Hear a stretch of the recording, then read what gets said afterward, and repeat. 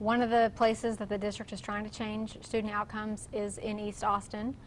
Idea Allen opens its doors for the first time to students on Monday. How high is the bar set for the teachers and students this first year out of the gate?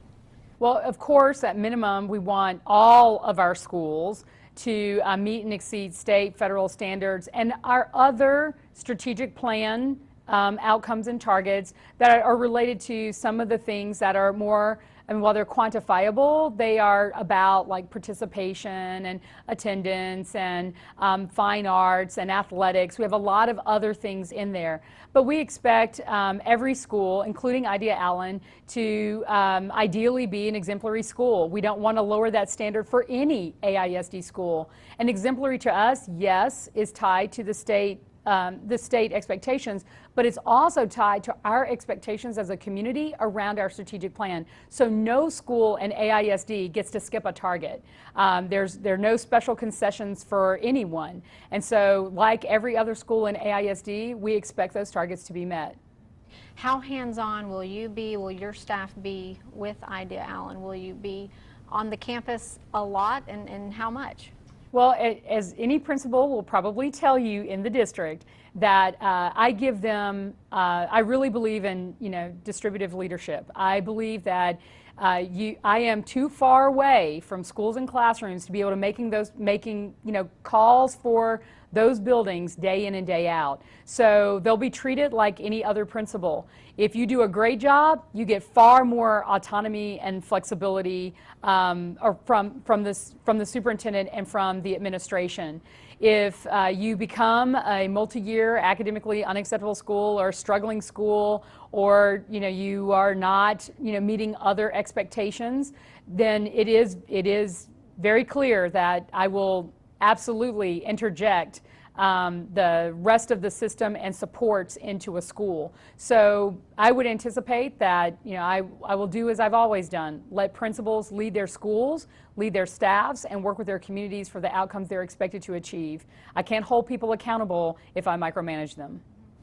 And it seems another hot topic for East Austin right now is the possibility of 2 single-gender schools, an all-girls and an all-boys school opening up over in East Austin. Where do you stand on the proposal? Well, we have over a dozen annual academic and facility recommendations that have been marinating in the background for over a year. This is one of them, and we'll be talking about them all throughout the fall.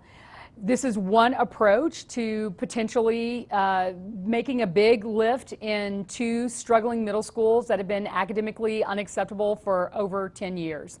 So I'm not sure if it's the best solution for the designs, but I have a lot of respect for the 3 trustees that are responsible for kids and families elected by those people to serve them. Trustee Bradley, Trustee Guzman, and Trustee Moya are all working to try to do the big lift in East Austin, and they're working together. So my read on the single-sex schools is that it's one design. We know that the board has asked me to go back with our planning teams and our work groups to look at other models, and that is something we will do. But I know this: even outside of the general planning we do for academic and facility work in the district, these are 2 schools that have been academically unacceptable for a very long period of time. And if we, meaning our school community, Austin, doesn't do something about it, our state has a very well-documented history of stepping in and telling us what to do. School closures, restructuring are not uncommon as part of the accountability sanctions when we don't meet expectations. And that's really at the heart of what we need to keep at the forefront of our consciousness around doing something about these schools. But more importantly, even with that aside, we just need to do the right things for kids. And that means that we have to do something to improve the quality of education in both of those sites. And we can debate what that is, but we do need to make a decision and start implementing what we want to do.